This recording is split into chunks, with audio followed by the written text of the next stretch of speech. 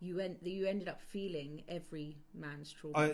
Oh yes, yeah. So that's So once this bond, it just the levels in which I went whilst breaking this bond, I began to feel the pain of all of the men that had been before me, all of the men, and all this is of like the the pain. masculine. Now we're talking about masculine and feminine energies, about how the resistance. There's some resistance between the masculine and feminine energies within ourselves and within other. Yeah. So there was like this axis of information. We sort of ended up knowing that it wasn't.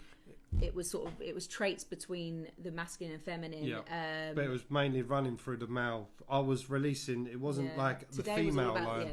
This day was all about the masculine. It was all about the masculine breaking line. that. It was freeing like thousands of years of masculine traits. Let's just tell them what the traits. I mean, this is not every masculine. Not everyone is born with these karma bonds and these trauma bonds. But these trauma bonds do go on generationally. So these patterns can be repeating not only for your parents now, but that your parents' parents and their parents and their parents, and it's like a repeating cycle that's been like transmuted down to each generation. And that bond, your bond, it was just coming from manipulation, controlling, dominance, feminine dominance, and you being in control. I mean, and all men do this. We try to control how we feel. We don't allow ourselves to be vulnerable, and a lot of ego identity was based upon this. I have to be a certain way to be able to be with women. It's the main driving force in men, because if when men really get to the root and they come really into the depths of their being, they find that on a real sort of core level, that man's biggest fear is his inability to truly connect and truly reach a woman deeply through his own love. And that's the reason why we shut off from our own love is because of shame. Shame is what actually turns us and shuts us off from our own love. So and we have guilt. to pass it's guilt and shame. But we have to because pass of the behaviours between the two, the guilt and the shame. It's like a yo-yo it's between a the cycle. both. And then you feel guilty because you're blaming. Through guilt you blame. With blame you hold shame. So it's like this cycle between. It's like this safety of be overriding this, but then also not feeling good enough. So then you don't feel like you deserve love. Like you cut off your pleasure with, like I've said in videos, with the guilt.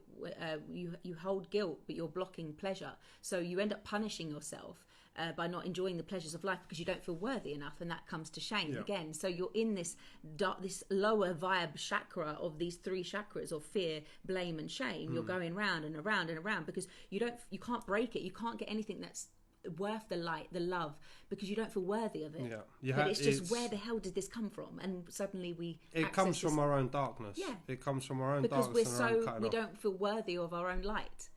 Because of this suffering. But it's not just this suffering, it wasn't this. And this is where I think we should go into the fact that afterwards, after that you released, we were okay, we were like, whoa, that was deep. I went and got a couple of apples just for a little midday snack, and then suddenly you were like, I was so drawn to these apples. Like, he's never bought apples, to be fair. I've never bought apples. He's never bought. There's a story just buying the apples alone. I know. Like the pink lady stickers, I kept seeing them everywhere, and then I was walking in the shop and I was like, pink lady apples. This is before we'd even met. I kept seeing the little pink lady stickers, and I see the apples. I've never bought pink lady apples, and I bought them. And I've gone and I've taken a bite of one. I went, oh babe, do you fancy an apple? And I've thrown it at yours. Then boom. Because I bit one of them because it had a bit of black on it. Yeah. And then we just both started getting hit with so much it was knowledge. Like, whoa, what was this? And suddenly it was like I went to another realm. I don't know where I went. You don't know where you went. But suddenly it was like goosebumps, hair standing up. Yeah, and then it was like, where are these apples? And then you went, pink lady. It's the feminine. It's the feminine energy. And then it went into, and then it went this so is like deep, past life, and then I was getting flashbacks of like all feminine, like empowerment of women and how the rising of the feminine, and suddenly I was going through generations back all the way to when tale as old as time, and which then it went boom, Adam and Eve, and we was like shit.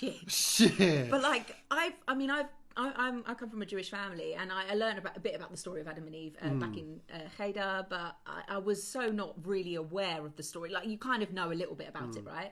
But then we started suddenly just having accessing all of this information. It was I've never experienced anything and like suddenly it. I looked at you were eating the apple. While we're eating this apple, all this downloads. Information started to come through. But it was, I mean, if anyone was in this room, and I'm surprised we're even showing we spent the whole week thinking, like, this is on another level of craziness. Like, this is on another level. If anyone was seeing us at the time, they would have been like, you need to go to a psychiatrist. Yeah, psychiatrist, a psychiatric ward, because but obviously we're both experiencing this. Like, we're both pretty normal people. Yes, we're a bit spiritual. Yes, we're a bit more conscious, and we have these conscious conversations, and we're very deep. But I mean, we live a normal life. Like, we are grounded. We semi-normal. Semi-normal. So in the same time, we were a bit like thrown back, thinking this is really crazy. But at the same time, you can't question. There was so much synchronicity, so much coming together, so much happening. I was finishing your sentences, you were finishing mine. Like, we were in this zone. The thing is, when you knew something, story. I knew something as well. Yeah, like as soon as she had her intuition, I knew the same intuition that she was having. So we weren't even having to communicate with each other. We were just looking at each other and it was like, oh my god! Like, so basically, where this came from was, so then we had to Google it because we don't really know much of the story. I mean, we figured out a lot of the story, but we wanted to actually see what information we got of the Adam and Eve story. Yeah. And obviously, we don't know if it's real. We don't know if it's fictional. But whatever we were accessing was like pure.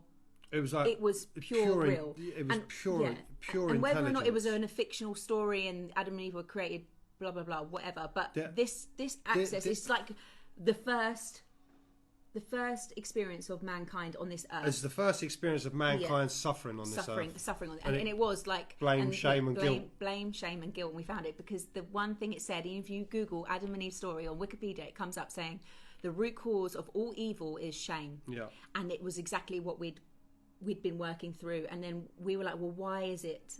Where did the shame come from?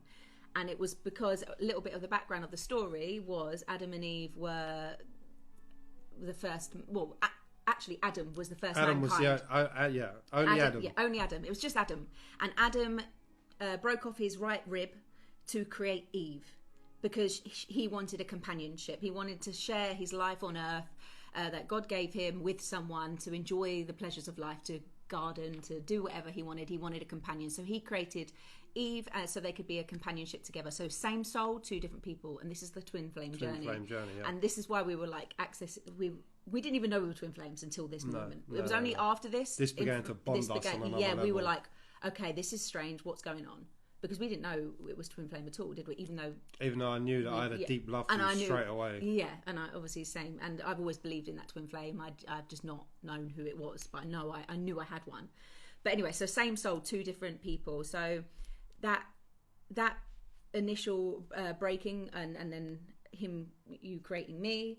The serpent comes along and bites the apple, or doesn't? It manipulates. It manipulates. Yes, Eve the apple is pure manipulation. To eat the apple that God told Adam not to eat the forbidden fruit, otherwise he will cast good and bad. He will know from the knowledge of good and bad. Yeah, exactly. Yeah, he will cast the knowledge of good and bad onto the earth. So the manipulation came. Eve ate the apple and went, Adam, pass the apple. Adam had the apple.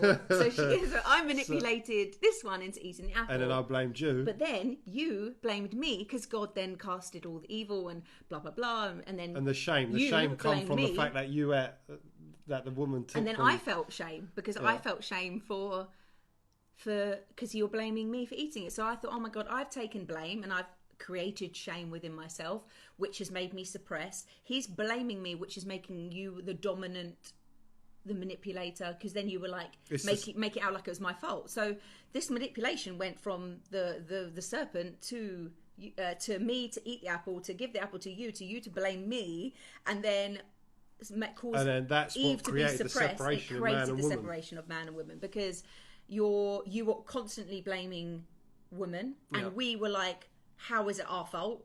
We didn't really know. We ended up being suppressed. And it was like I'd seen generations of suppressed women. And not only this, is that my grandma also came into this reading, and she's been around me for a long, long time, my great nan. And messages that have come to me a lot from her was, you've got the strength I never had. You've got the strength I never had. And unfortunately, I have come from a the same kind of bond, which I will be going through another video. Because you've had a turn. I've had a turn as We've well. We've both had a turn. We didn't get out of this. I just remember my grandma being there saying, look what women have had to go through for generations since life we know it, of them having to be quiet, them not being able to have equal rights to men. And I'm talking about, this is generational stuff. And she was just gone, yes, you're getting it, you're understanding it, where this is coming from. And it's not just your parents, this is like generational. Yeah, and when you realise that, there is no fault and no blame. And especially when we realise that the blame and this, and you were blaming me that night. That day 2, he was like, but you gave me the apple. Like, we were going in. We were so deep. That's because there was another layer to go. I know, but it was. But we were like in this character of Adam and Eve, and you were like looking at me going, it's all your fault. You're the reason I'm holding this shame. You're the reason. And I ended up leaving at 4 a.m. because I was like, this is too weird for me. And I can't, I'm not sitting there taking your blame. Luckily, I've been able to stand up for myself, and I did walk away, didn't I? But the blame was coming onto me, and I was trying to make you see that I was like, but babe, who created Eve? You're blaming me. Who created Eve? Yeah. He couldn't even acknowledge it. You couldn't acknowledge it. No, that's because only until day 3. You went, oh my God. When I realised, but I had to. So basically, I broke the bond of shame. But then there's another level in which we've got to talk about in a later video about man allowing woman back into his life, and that's kind of like the final piece to the puzzle, which is allowing his own feminine energy back into him. But you wanted control, you wanted dominance. I saw all of these characteristics come out when you were in this emotion. Because not only we were finding out this information, I was like, oh my God, this is amazing. Like, we're finding out where this come from. And I was like, well, actually, you blamed yourself because you created me, but I'm like getting it, and you weren't getting it. But then this anger, it wasn't. Then you remember like stuff you were bringing up on like war and how man created religion, man created war, man created all of this. I started to really go through of separation, of control, and I started to pass. It's not in every man, but it's been a super imbalance for so much time. And it was like we were so onto something, but you really didn't want to take the responsibility. Problem is, I was releasing all of that trauma, where I was actually breaking that trauma and feeding all of this trauma. I was in it. I was like in it for like. Yeah, you were in it. I was completely in it, so deeply in it. Yeah. And this is what happens when we suppress something, when we allow that to come up.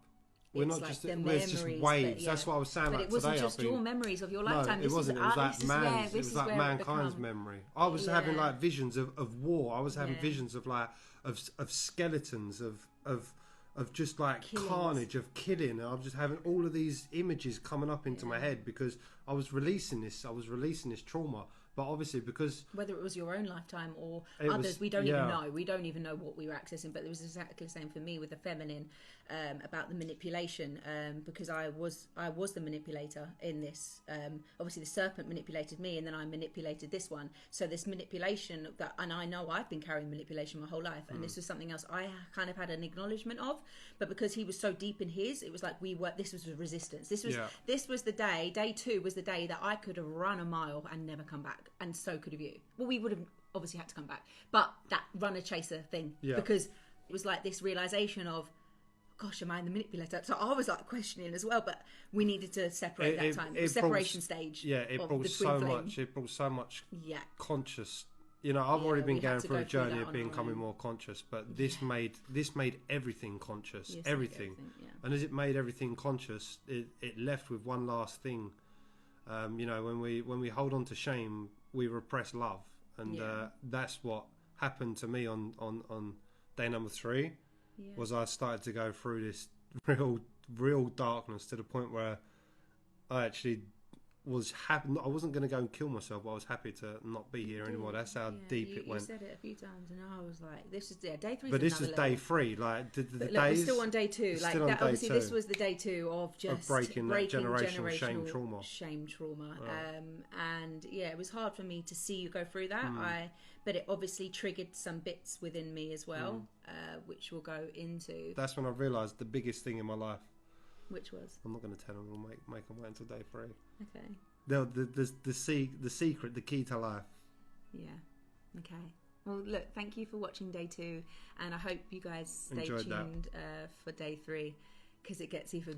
It's crazy. We had there's a reason we called it 7 days to union, because we was both breaking bonds all the way for 7 days straight. We just weren't no honeymoon period. And we were not. We wouldn't have gone and got these if it wasn't something. Deep. If it wasn't something really deep. Yeah. Okay, cool. Shall we leave that there?